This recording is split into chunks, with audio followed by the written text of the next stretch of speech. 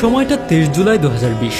সে বছর বাংলাদেশকে বিশ্বমঞ্চে অন্যভাবে চিনিয়েছিলেন ডক্টর মোহাম্মদ ইউনূস। সেদিন টোকিও অলিম্পিকে বাংলাদেশকে ডক্টর মোহাম্মদ ইউনূস নিয়ে গিয়েছিলেন অনন্য এক উচ্চতায়। তবে কোনো খেলোয়াড় হিসেবে নয়, অলিম্পিক আসরটির অন্যতম প্রধান আকর্ষণ হয়ে টোকিও অলিম্পিকে ডক্টর মোহাম্মদ ইউনূস আন্তর্জাতিক অলিম্পিক অ্যাসোসিয়েশন থেকে পেয়েছিলেন বিরল অলিম্পিক লরেল অ্যাওয়ার্ড। বিশ্বের দ্বিতীয় কোনো ব্যক্তি হিসেবে ডক্টর মোহাম্মদ ইউনূস পেয়েছিলেন এই অ্যাওয়ার্ড। অলিম্পিক লরেল অ্যাওয়ার্ড মূলত তাদেরকেই প্রদান করা হয় যারা শিক্ষা, সংস্কৃতি, উন্নয়ন এবং শান্তি প্রতিষ্ঠায় বিশেষ অবদান রাখেন। সেই লক্ষ্যে 2016 সালে প্রথমবারের মতো অলিম্পিক লরেল অ্যাওয়ার্ড দেওয়ার প্রচলন শুরু হয়। করোনা মহামারীতে নোবেলজয়ী ডক্টর মোহাম্মদ ইউনূস তখন টোকিও অলিম্পিকে অ্যাওয়ার্ড নিতে সেখানে যেতে না পারলেও আসরের উদ্বোধনী অনুষ্ঠান চলাকালে ডক্টর ইউনূস ঢাকায় নিজ বাড়িতে বসে ভিডিও কনফারেন্সের মাধ্যমে মর্যাদাপূর্ণ পুরস্কারটি গ্রহণ করেন।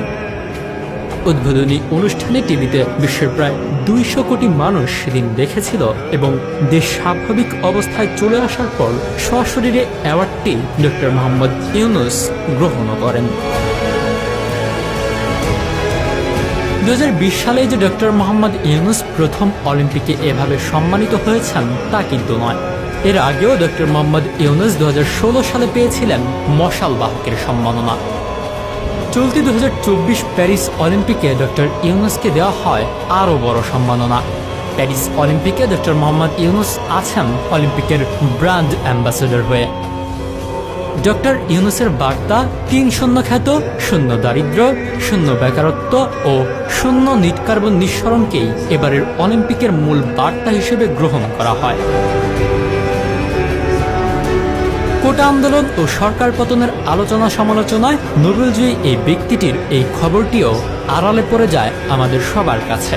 এর আগে 2017 সালে প্যারিস অলিম্পিক স্লোগান কি হবে সেটা নির্ধারণ করতে ডক্টর ইউনূসকে আমন্ত্রণ জানায় অলিম্পিক কমিটি।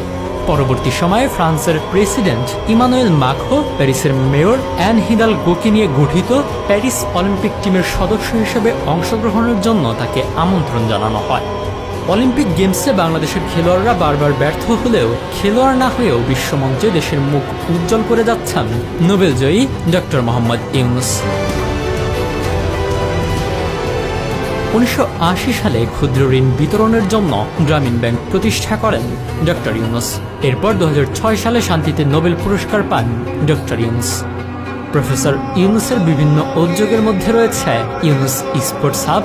এর মাধ্যমে একটি সামাজিক নেটওয়ার্ক গড়ে তুলেছেন তিনি। এই প্রতিষ্ঠানে খেলাধুলার মাধ্যমে উন্নতির পথকে আরও সহজের চেষ্টা করে। ডক্টর মোহাম্মদ ইউনূস বিশ্বের দ্বিতীয় কোনো ব্যক্তি হিসেবে পেয়েছিলেন বিখ্যাত অলিম্পিক লরেল অ্যাওয়ার্ড। এর আগে 2016 সালে রিও অলিম্পিকে এই সম্মানজনক পদক পেয়েছিলেন কেনিয়ার সাবেক অলিম্পিয়ান কিপ কেইনো। 1968 এবং 72 সালে 1500 মিটারের স্বর্ণপদক জিতেন। এছাড়া তিনি ছিলেন কেনিয়ার অলিম্পিক কমিটির প্রেসিডেন্ট। তিনি নিজের দেশে শিশুদের জন্য স্কুলের পাশাপাশি একটি অ্যাথলেট প্রশিক্ষণ কেন্দ্রও গড়ে তুলেছেন।